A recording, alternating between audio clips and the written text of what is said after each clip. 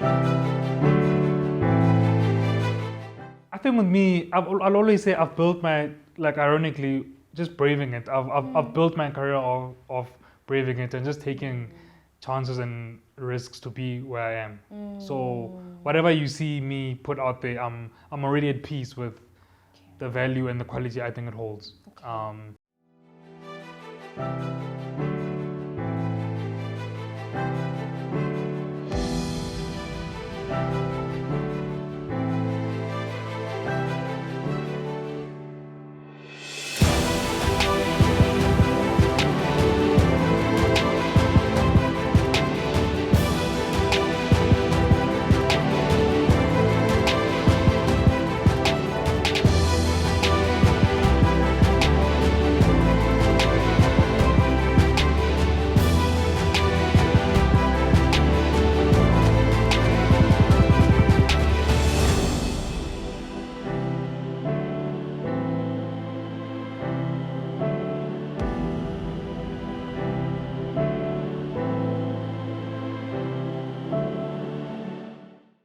And have you ever dropped an opportunity that has been presented to you because you just felt you were not good enough yet to pursue that big opportunity? Or you felt scared, just outright scared? Sure, I'm trying to think recently. Not really. If anything, I dropped that opportunity because I felt it's not worth the value in terms of a brand. It's not worth what they're trying to pay me. Or I'm doing too much for a little bit of like payment. Because I have management now. I've seen. I'm I've actually seen doing that. this behind my manager's back because I really wanted to do it and he doesn't understand Okay. our backstory. Like when I Yes. first met you, he's just like, who are these people who? But on the come up, I know how I started also. Just I've given everyone opportunity for content and I grew with people. So I couldn't just say no to you because you're not primetime news somewhere. I think I'm digressing now. I forgot. No, I actually love where you're going. It's so honest. I forgot what And we're talking about. we were But talking about the the brands. Yeah. So opportunities, yeah. I say no to a lot of stuff because it's just every brand like that I work with and they pay me properly. Yeah. They set a benchmark of, oh, this is how much actually I should get paid for to have my name alongside your brand. So You know- so I've said no to a lot of stuff because it's not enough. You know, it's interesting that you say that because you and I are both in the call it visual arts space. I've got a different form of visual arts. You have a different form, but at the end of the day, it's creative. You know, it's a creative space, and it's still such an industry that is not fully understood and fully valued. You know, out there. And so one is face. In fact, it's funny you say that because I myself just recently said no, had to brave it and say no for a particular job because it was just the value, the pay just wasn't as exciting as the amount of work that needed to be produced. And you do get there. You do get to that point as a professional where you do have to put your foot down and look at, you know, the relationship. And you have to assess lots of things. The relationship, the time that's required of you, the value that you're about to put out. You know, there's so many facets to it.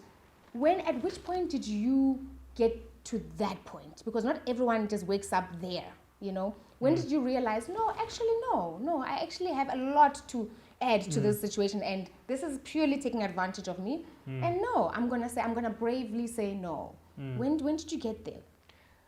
I'd say the timing was probably very perfect. It was probably late last year.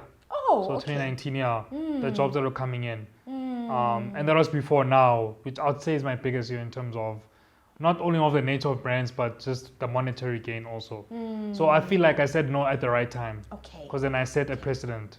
That's very important. yeah. No at the right time. No, you can't wake up and then decide I'm going to be an artist and then start saying no from the get, right?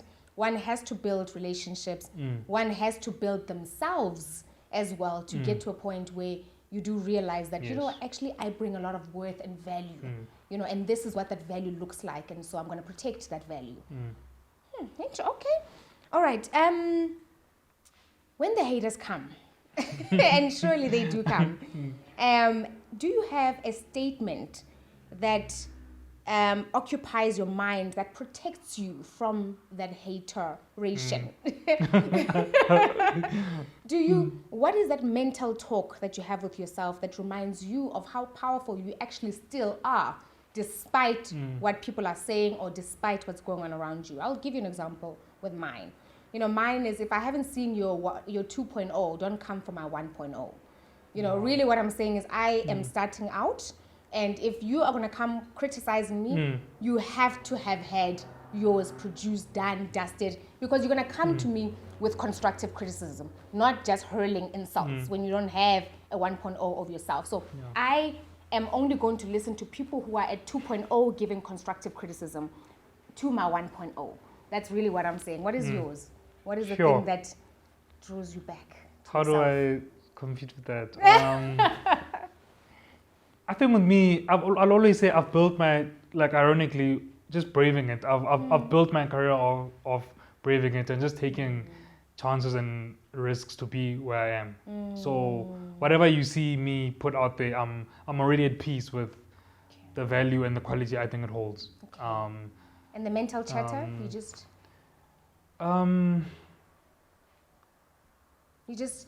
or is it your work and your belief in your work? I think I believe in my work. I believe in that destroys everything else that comes. I think the work speaks for me. I think when words fail me, I Perfect. think my work speaks for me. Perfect. And I think there's literally something I'd say in the comment section. I think it's your slingshot. I don't have to say anything.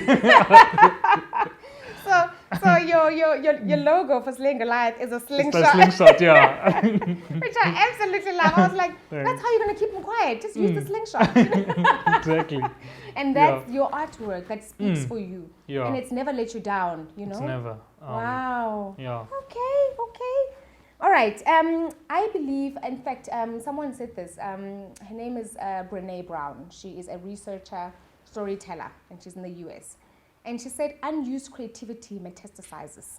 It can turn to anger, to jealousy, to judgment, to regret.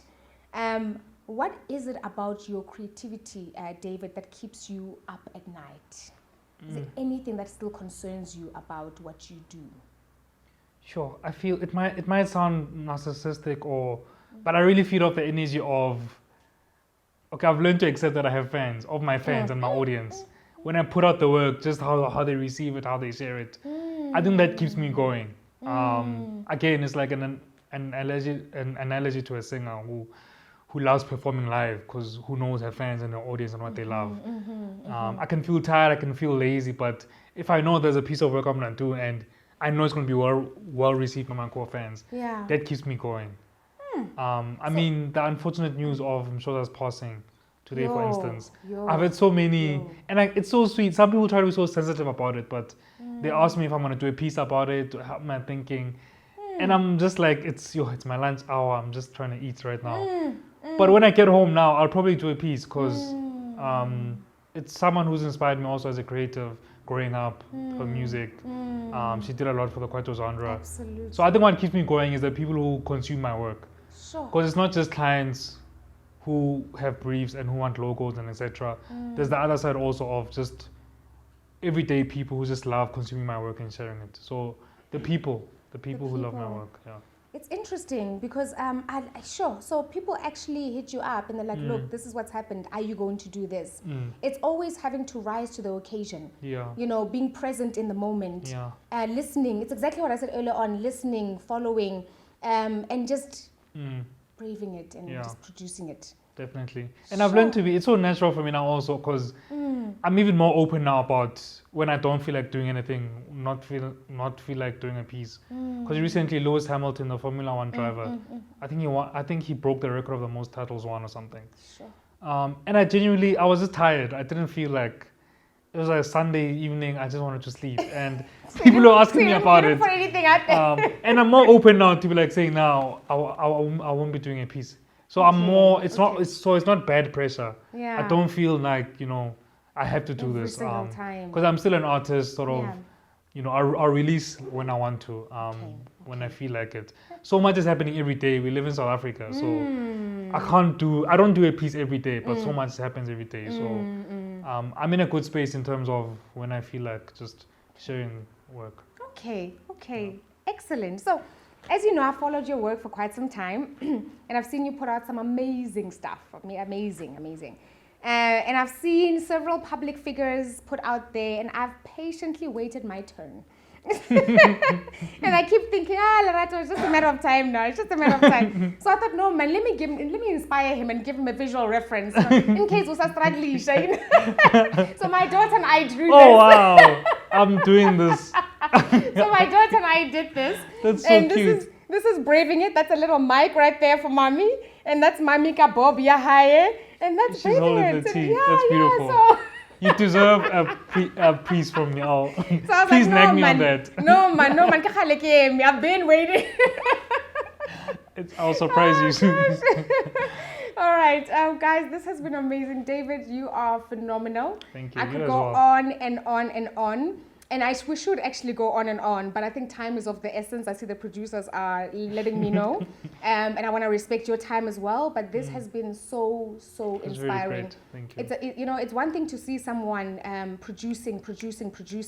And that's something I have a big respect for. When you are gifted, when God has gifted you with talents and you are utilizing them to the max, that's what you do every single time I'm on Instagram. I know I'm bound to come across something that you've produced. And I know where it's coming from. It's coming from your heart. It's coming from a place of sincerity, but excitement as well in living out your dreams. Thank you from a creative to another creative. Thank you for giving creatives the courage to put themselves out there. It's not easy, whether you are an artist, an actress, an artist in the sense that you're an illustrator, a speaker, a dancer. It's not easy to keep producing stuff that will inspire people and have people in mind as you're producing the work that you do. Thank you for your social commentary. Thank you for your bravery. Thank you for your talent. Please do not tire. We are inspired by it. I am personally, as Lerato, inspired by your work. Thank you so much. Thank you, and I hope that you lot. will soar. I will keep you accountable. When I see you sleeping like a slap tiger, I'm going to wake you up because you have literally the younger generation to inspire. And so thank you. Please keep that up. Do not tire. Thank you so much for your kind words. It's a pleasure. It's a pleasure. And so my last question to you, David, who would you like to see braving it with me next? So I love Msaki, the singer. She She actually messages me. We might work together if things go well. So okay, it awesome. would be beautiful if she's here. Okay. She's so humble and so grounded, and really, I think she's a huge star, but I don't think she knows it. So okay. I think she'd love to be here. Write down again. By the grace, we will have her here. And please watch the show as well. I will. So we will I'll put out share lots of episodes, and like Netflix style, you can binge watch. There's a lot of exciting people that we've already spoken to, had conversations with. So yeah, have a look and see, and let me know what you think. Sure, I will. Yeah. All right, guys. Thank you so much. That was David Tshabalala, aka Slaying Goliath. Thank you for watching him. I hope that everything that he said will benefit you, will help you get out of your own way, will help you begin to unearth your own enormity. I'm Lerato Ditseho. Don't forget to comment. Let us know what you think of the show. And I hope you enjoy many more episodes to come. Thank you and have a great day.